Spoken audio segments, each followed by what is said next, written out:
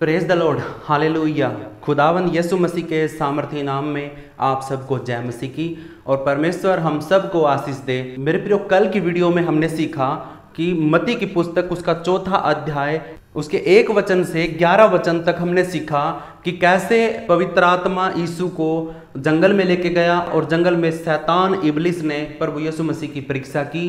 क्योंकि यीशु मसीह 40 दिन और 40 रात से उपवास में था, तो शैतान ने उसके उपवास को, उसकी कमी को, उसकी कमजोरी को पकड़कर उसको परीक्षाओं में डालने के लिए 3 बार उसकी परीक्षा की। लेकिन यीशु मसीह ने तीनों बार उसको वचन से जवाब दिया और शैतान वहां से हार गया और हार कर वो प्रभु यीशु मसीह के पास से चला गया। और जब उसके पास से चला गया तो स्वर्गदूत आकर यीशु मसीह की सेवा टहल करने लग गए थे। हालेलुया।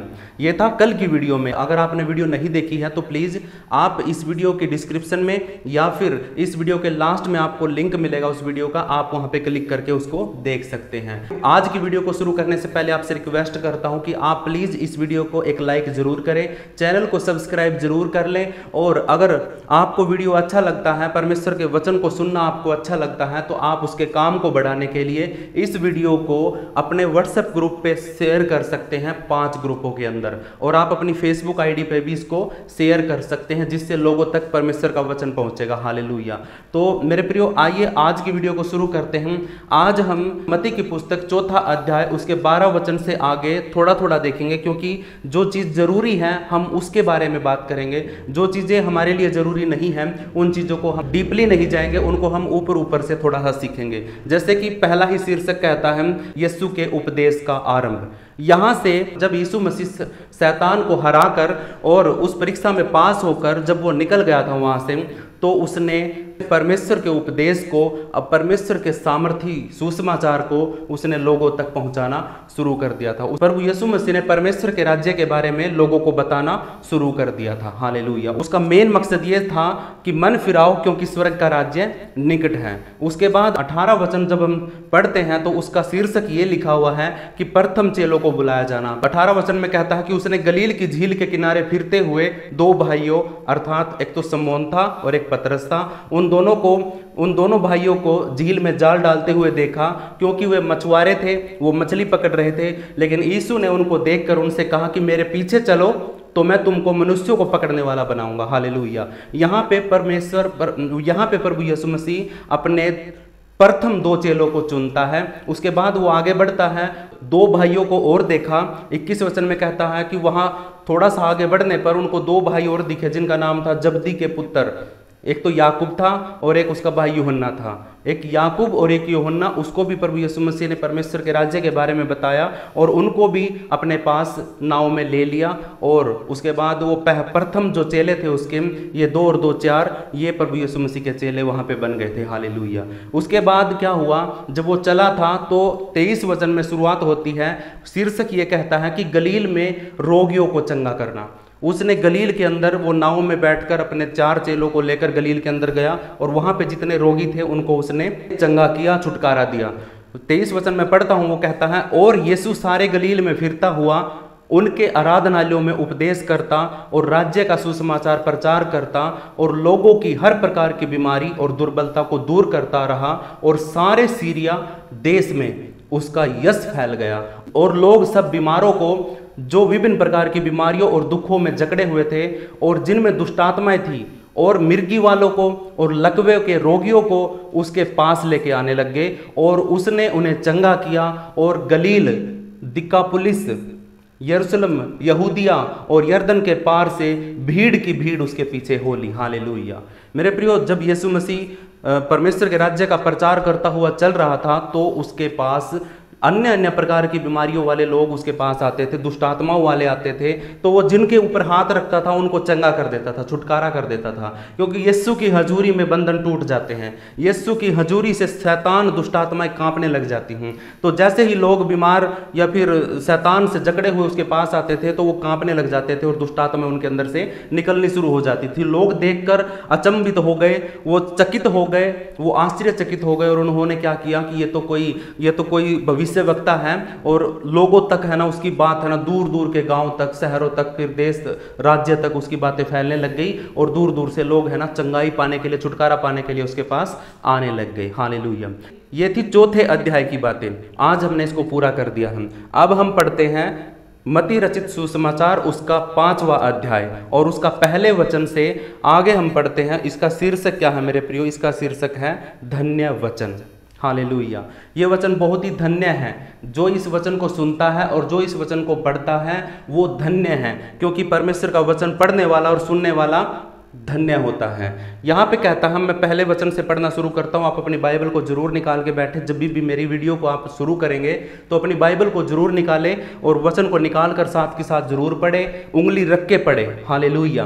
पहला वचन क्या कहता मैं पढ़ता हूँ। वह भीड़ को देखकर पहाड़ पर चढ़ गया और जब बैठ गया तो उसके चेले उसके पास आए और वह अपना मुंह खोलकर उन्हें यह उपदेश देने लगा। हालेलुया। यीशु मसीह ने जब पूरी भीड़ को देखा, क्योंकि लोग उस पर गिरे पड़ते थे, कोई चंगाई के लिए, कोई छुटकारे के लिए, लेकिन चंगाई छुटकारा देना उसका काम नहीं था। वो सिर्फ और सिर्फ चंगाई और छुटकारा और दुष्ट आत्माओं से छुड़ाने के लिए नहीं आया था। वो तो यीशु मसीह की हजूरी में ही अपने आप ही टूट जाते थे। लेकिन यीशु का जो मेन मकसद था वो था लोगों के मन को बदलना, लोगों को परमेश्वर के राज्य के बारे में बताना, उनके लिए अपनी जान देना, उनके लिए अपना लहू बहाना। इसलिए वो परमेश्वर के राज्य को उन लोगों के बीच में खोल रहा था। इसलिए उसने क्या किया, वो भीड़ को देखकर एक ऊंचे पहाड़ पर चढ़ गया। हालेलुया। और जब वो पहाड़ पे बैठ गया तो उसके चेले उसके पास आए और जब वो उसके पास बैठे आके तो यीशु बोलना शुरू करता अपना मुंह खोलकर। वो कहता है, धन्य है वे जो मन के दीन हैं, क्योंकि स्वर्ग का राज्य उन्हीं का है। धन्य है वे जो शोक करते हैं, क्योंकि वे शांति पाएंगे। धन्य है वे जो नम्र हैं, क्योंकि वे पृथ्वी के अधिकारी होंगे। धन्य है वे जो धार्मिकता के भूखे और प्यासे हैं, क्योंकि वे तृप्त किए जाएंगे। धन्य है वे जो दयावंत हैं, क्योंकि उन पर दया की जाएगी। धन्य है वे जिनके मन शुद्ध हैं, क्योंकि वे परमेश्वर को देखेंगे। धन्य है वे जो मेल कराने वाले हैं, क्योंकि वे परमेश्वर के पुत्र कहलाएंगे। धन्य है वे जो धार्मिकता के कारण सताए जाते हैं, क्योंकि स्वर्ग का राज्य उन्हीं का है। धन्य हो तुम जब मनुष्य मेरे कारण तुम्हारी निंदा करे और सताए और झूठ बोलकर तुम्हारे विरोध में सब प्रकार की बुरी बातें कहें। आनंदित और मगन होना, क्योंकि तुम्हारे लिए स्वर्ग में बड़ा प्रतिफल है। इसीलिए कि उन्होंने उन भविष्यवक्ताओं को जो तुमसे पहले थे इसी रीति से सताया था। हालेलुया। परमेश्वर के वचन के पढ़े सुने जाने पर हम सबको आशीष मिले। अब मेरे प्रियो, हम तीसरे वचन से आगे थोड़ा सा डीपली जाके कुछ सीखेंगे परमेश्वर के वचन से। हालेलुया। हमने पढ़ लिया है, लेकिन अब हम थोड़ा सा सीखेंगे कि परमेश्वर का वचन आत्मा हमें क्या सिखाना चाहता है। पहला ही वचन कहता है, धन्य है वे जो मन के दीन हैं, क्योंकि स्वर्ग का राज्य उन्हीं का है। मेरे प्रियो, स्वर्ग में किसी घमंडी का कोई काम नहीं है। जैसे ही लूसीफर के अंदर घमंड आया तो शैतान बन गया और परमेश्वर ने उसको लात मार के उसको फेंक दिया। हालेलुया। उसको स्वर्ग के अंदर से भगा दिया, क्योंकि स्वर्ग के अंदर वो मनुष्य रह सकता है जो मन का दीन है, जो परमेश्वर की हजूरी में रहता है, जिसका मन नम्र है, दीन है। दीन का मतलब क्या होता है कि भाई वो है ना थोड़ा सा सहनशीलता उसके अंदर है, वो अपने आप को छोटा करना जानता है। हालेलुया। क्योंकि स्वर्ग का राज्य उन्हीं का है। चौथा वचन कहता, धन्य है वे जो शोक करते हैं, क्योंकि वे शांति पाएंगे। हालेलुया। कई बार हम है ना इस बात पे शोक करते हैं, दुख मनाते हैं कि परमेश्वर के लोग कैसे नाश हो रहे हैं, कैसे लोग है ना बिना ज्ञान के, परमेश्वर की ज्ञान की कमी के कारण वो कैसे नाश होते जा रहे हैं। इस बात के लिए हम शोक मनाते हैं, दुखी होते हैं। चर्च में है ना लोग भटक जाते हैं, पाप करते हैं और वो बार बार समझाने के बाद भी नहीं समझते हैं। इसीलिए जो शोक करता है इन बातों के लिए, परमेश्वर उनको शांति देगा। वो कहता है कि तुम संसार की बातों में दुखी होते हो, तुम मेरे पास आओ, मैं तुम्हें सच्ची शांति दूंगा। हालेलुया। पांचवा वचन कहता, धन्य है वे जो नम्र हैं, क्योंकि वे पृथ्वी के अधिकारी होंगे। अब पृथ्वी के ऊपर अधिकार कौन करेंगे? जो नम्र लोग होंगे। गुस्से वाले, नफरत वाले, घमंडी, इन लोगों का धरती के ऊपर से नाश होगा। जो नम्र लोग होंगे, जो परमेश्वर का भय मानने वाले होंगे, वही पृथ्वी के अधिकारी होंगे। हालेलुया। छठा वचन कहता है, धन्य है वे जो धार्मिकता के भूखे और प्यासे हैं, क्योंकि वे तृप्त किए जाएंगे। हालेलुया। हमारे बीच में आज भी बहुत से लोग ऐसे होते हैं जो प्यार को बांटना पसंद करते हैं, जो धर्म के काम करना पसंद करते हैं, और उनके अंदर एक भूख होती है कि किसी भी गरीब आदमी का भला करना, बीमार आदमी के लिए प्रार्थना करना। वो उनके अंदर एक भूख होती है कि वो लोगों के लिए धर्म के काम करे, अच्छे काम करे, पुण्य के काम करे। हालेलुया। यहाँ पे वचन कहता है कि वो लोग धन्य हैं जो धार्मिकता करना चाहते हैं, जो भूखे हैं इस बात के लिए कि वो पुण्य कमाना चाहते हैं, कि वो परमेश्वर के काम को बढ़ाना चाहते हैं। परमेश्वर का वचन कहता है उनको तृप्त किया जाएगा, वो तृप्त किए जाएंगे, उनकी भूख मिटाई जाएगी। परमेश्वर उनको मौका देगा कि वो अपनी भूख को मिटा सके और धार्मिकता के काम वो कर सके। हालेलुया। सातवां वचन कहता है, धन्य है वे जो दयावंत हैं, क्योंकि उन पर दया की जाएगी। हालेलुया। अब ये सीधी सी बात है मेरे प्रियो, जो कोई किसी दूसरे पर, दरिद्र पर, गरीब पर दया करता है तो परमेश्वर भी खुद उसके ऊपर दया करता है। हालेलुया। एक समय होता है कि आज मैं तो ठीक हूं, लेकिन मेरा भाई बीमार है, दुखी है, गरीब है, और मैं उस पर दया कर कर उसकी मदद और सहायता कर देता हूँ। एक समय ऐसा भी आ सकता है कि मेरे ऊपर कोई दिक्कत आ जाए, मेरे ऊपर गरीबी आ जाए, तो उस समय पर परमेश्वर मेरी हर एक गरीबी को मुझ पर दया करके दूर कर देगा। हालेलुया। धन्य है वे जो दयावंत हैं, क्योंकि उन पर भी दया की जाएगी। हालेलुया। आठवां वचन कहता है, धन्य है वे जिनके मन शुद्ध हैं, क्योंकि वे परमेश्वर को देखेंगे। हालेलुया। आज भी है ना, हमारे मन के अंदर बहुत सी बातें ऐसी हैं जो हमें अशुद्ध करती हैं। हम किसी न किसी बात को देखते हैं, आंखों से, कानों से सुनते हैं और अपने मन में लेके जाते हैं, और वो हमें अशुद्ध कर देती हैं। हालेलुया। जो आप अपने मुख से खाते हो ना, वो आपको अशुद्ध नहीं करता है। जो आप आंखों से खाते हो, जो आप कानों से खाते हो, वो आपके मन को अशुद्ध करता है। और जो आपने आंखों से और कानों से खाया है, उसके द्वारा जो आप अपने मुख से बाहर निकालते हो, वो चीज़ आपको अशुद्ध करती है। परमेश्वर का वचन कहता है, धन्य है वे जिनके मन शुद्ध हैं। जो अपने कानों को संभालता है, जो अपनी आंखों को संभालता है और जो अपने मुंह को संभालता है, वो परमेश्वर के राज्य को देखेगा, परमेश्वर को देखेगा, उसके दर्शन करेगा, क्योंकि उसका मन शुद्ध है। और जिसका मन शुद्ध होगा, पवित्र आत्मा उसके अंदर वास करता है। हालेलुया। यहाँ पे परमेश्वर का वचन कहता है, धन्य है वे जिनके मन शुद्ध हैं, क्योंकि वे परमेश्वर को देखेंगे। नौवां वचन क्या कहता है, धन्य है वे जो मेल कराने वाले हैं, क्योंकि वे परमेश्वर के पुत्र कहलाएंगे। अब परमेश्वर के पुत्र क्यों कहलाएंगे, ये बात यहाँ पे यीशु क्यों कहता है, क्योंकि यीशु परमेश्वर का पुत्र है और वो धरती के ऊपर मेल कराने के लिए आया है। वो किसी को लड़वाने के लिए नहीं आया है, किसी को मरवाने के लिए नहीं आया है, वो किसी को के ऊपर दोष लगाने के लिए नहीं आया है। वो परमेश्वर और हमारा मेल मिलाप कराने के लिए धरती के ऊपर आया है। इसलिए वो वचन कहता है, धन्य है वे जो मेल कराने वाले हैं, क्योंकि वे परमेश्वर के पुत्र कहलाएंगे। हालेलुया। एक भाई की दूसरे भाई के साथ लड़ाई हो जाती है किसी बात पर, और कोई तीसरा आदमी बीच में आकर उनकी सुलह करवा देता है, तो वो होता है मेल कराने वाला। वो होता है कि वे उनको एक करने वाला, उनकी गलतफहमियों को दूर करने वाला और एक दूसरे को मिलाने वाला। ऐसा ही प्रभु यीशु मसीह है, उसने भी हम सबको एक दूसरे के साथ मिलाया, हमें परमेश्वर को मिलाया, इसीलिए वो मिलाने वाला है, वो मेल मिलाप कराने वाला है। हालेलुया। इसीलिए हम भी और वो भी परमेश्वर का पुत्र कहलाया। हालेलुया।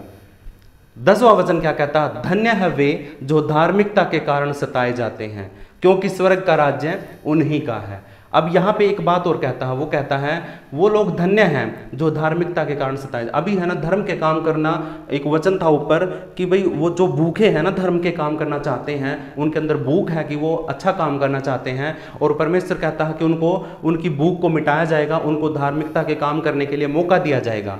अभी धार्मिकता का काम करने के कारण लोगों को सताया जाता है। वचन कहता है वो लोग धन्य हैं जो अच्छा काम करने के कारण सताए जाते हैं, क्योंकि स्वर्ग का राज्य उन्हीं का है। वो जो सताए गए हैं, जो परमेश्वर का काम करने के लिए, उसके वचन को सुनाने के लिए, जो धार्मिकता के काम करने के कारण सताए जाते हैं, वो परमेश्वर के राज्य में प्रवेश करेंगे। हालेलुया। 11वां वचन क्या कहता है, धन्य हो तुम।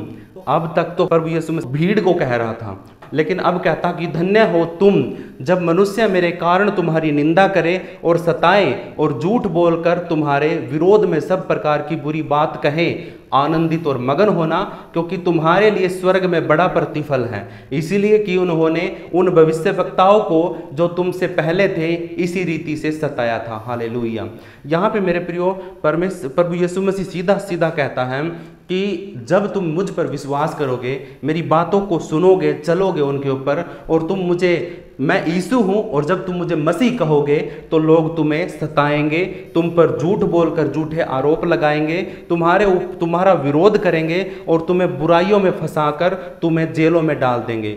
लेकिन मेरे प्रियो प्रभु यीशु मसीह उन सब को पहले ही कह रहा है, उनको भी कह रहा था उस समय पे, और आज तुम्हें और मुझे भी कह रहा। वो कहता है कि जब भी तुम्हारे ऊपर यीशु मसीह के नाम के कारण सताव होता है तो तुम्हें क्या करना है। वो सवालों का जवाब देता है। वो कहता है आनंदित और मगन होना, क्योंकि तुम्हारे लिए स्वर्ग में बड़ा प्रतिफल है।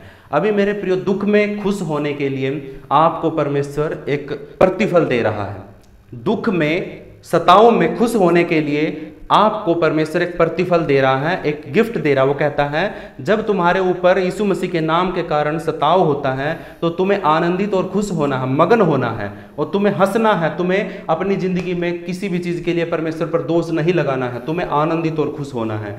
क्यों? क्योंकि परमेश्वर कहता है कि तुम्हारे लिए मेरे राज्य में, स्वर्ग में बड़ा प्रतिफल होगा, क्योंकि तुम सताए गए हो यीशु के नाम के कारण। हालेलुया। ये ऐसा इसलिए होगा, ये सताव इसलिए होगा क्योंकि उन्होंने उन भविष्यवक्ताओं को जो तुमसे पहले थे इसी रीति से सताया था। जो यीशु मसीह से पहले भविष्यवक्ता आए थे, उन भविष्यवक्ताओं को भी लोगों ने ऐसे ही सताया था, उनको पकड़वाया था। जैसे यूहन्ना आया था यीशु मसीह का सुसमाचार लेकर, उसके मन फिराने के लिए, उसके राज्य के बारे में बताने के लिए, तो उसको भी पकड़वा के मार डाला गया था। और भी भविष्यवक्ता आए थे, उनको भी धोखे से पकड़वा कर उनको है ना, उनके ऊपर दोष लगाकर उनको मरवा डाला गया था। तो यहाँ पे परमेश्वर का वचन कहता है जो इस वचन को मानता है, सुनता है, पढ़ता है और इसको बांटता है, वो धन्य है। और लास्ट में एक बात और कहता है, इस वचन का प्रचार करने के द्वारा जब तुम्हारे ऊपर सताव आता है, सताव आएगा, तुम्हें सताया जाएगा, तुम्हारा विरोध होगा इस वचन को सुनाने के कारण, तो तुम आनंदित और खुश होना, क्योंकि परमेश्वर ने तुम्हारे लिए स्वर्ग में एक अलग जगह बना के रखी है, और तुम्हें वो फल दिया जाएगा जो परमेश्वर ने तुम्हारे लिए अलग से बना के रखा है। इसलिए होना जरूरी है क्योंकि यीशु मसीह के आने से पहले जो भविष्यवक्ता आए थे उनके साथ भी उन लोगों ने वैसा ही किया था। क्योंकि धरती के ऊपर, इस संसार के ऊपर किसी के हाथ में पावर आ जाती है तो वो अपने से बड़ा किसी को नहीं समझता है, और वो ये भी नहीं चाहता है कि मेरे अलावा इस जगह पर कोई दूसरा मेरी बराबर का खड़ा हो। वो नहीं चाहेगा कि मेरी बराबर का कोई यहाँ पे खड़ा हो। कोई भी ताकतवर इंसान ये नहीं चाहेगा कि दूसरा कोई ताकतवर इंसान उसके जगह पे आए। हालेलुया। वो अपनी ताकत से उस दूसरे इंसान को मरवा देगा। यीशु मसीह को भी इसीलिए मरवाया गया था, यीशु मसीह को भी क्रूस के ऊपर इसलिए चढ़वाया गया था क्योंकि वो उनके राज्य के लिए खतरा बन गया था, उनकी कुर्सियों के लिए खतरा बन गया था। क्योंकि वो तो है ना, कुर्सी पे बैठ के लोगों को बेवकूफ़ बना के उनसे चंदा वसूल करते थे, उनका बिजनेस चल रहा था। अब जब यीशु मसीह वहाँ पे आया तो यीशु मसीह बिना कुछ लिए हाथ रख के लोगों को चंगा कर रहा था, छुटकारा दे रहा था, मुर्दों को जिंदा कर रहा था। तो लोग है ना उन कुर्सी वालों के पास से उठ करके यीशु मसीह के पास आने लग गए थे, भीड़ की भीड़ यीशु मसीह के पास चलने लग गई थी। तो वो है ना विरोधी हो गए थे यीशु मसीह के, वो है ना यीशु को मरवाना चाहते थे, क्योंकि उनको पता था कि अगर यीशु जिंदा रहा तो हमारा राज्य, हमारी कुर्सी, हमारा ओहदा, हमारा पद खत्म हो जाएगा। इसीलिए उन्होंने यीशु को पकड़वाने के लिए सारी चीज़ों को, सारी हदों को पार कर दिया। उन्होंने कितना बड़ा चोर और गुंडा और लुटेरा था बरअब्बा, उसको भी बोला कि तुम बरअब्बा को छोड़ दो, उस दरिंदे, उस कातिल को, उस चोर लुटेरे को छोड़ दो, लेकिन यीशु को क्रूस के ऊपर चढ़ा दो। राजा ने भी बोल दिया था कि यीशु निर्दोष हैं, और दूसरे कई लोगों ने भी बोल दिया था कि यीशु निर्दोष हैं। उन्होंने अपने हाथ धो लिए थे। लेकिन मेरे प्रियो, उन लोगों ने, जिनको कुर्सी का डर था, जिनको पद का डर था, उन लोगों ने झूठ बोलकर, विरोध करके, चिल्ला कर लोगों से कहलवाया कि हाँ यीशु को क्रूस पे चढ़ाओ। तो मेरे प्रियो, ये होना जरूरी था।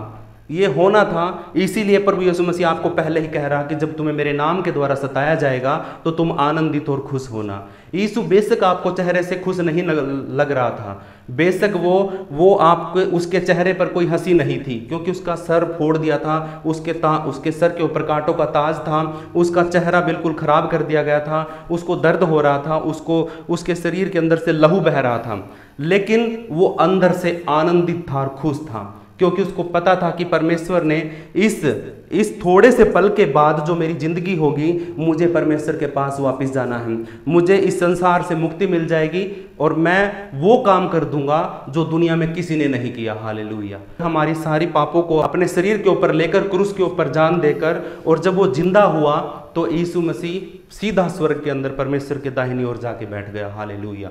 और फिर ऊपर से वापिस आया धरती के ऊपर कि हाँ देखो मैं जिंदा हूं, मैं वही हूं। हालेलुया। ये धन्य वचन है, इसको आपने बार बार पढ़ना है, बोलना है, अपने मुख से बोलना है कि हाँ ये आपकी ज़िंदगी में लागू हो जाए। हालेलुया। तो मेरे प्रियो, परमेश्वर के वचन के पढ़े सुने जाने पर हम सबको आशीष मिले। और अपने हाथों को उठाइए, हम छोटी सी प्रार्थना करते हैं।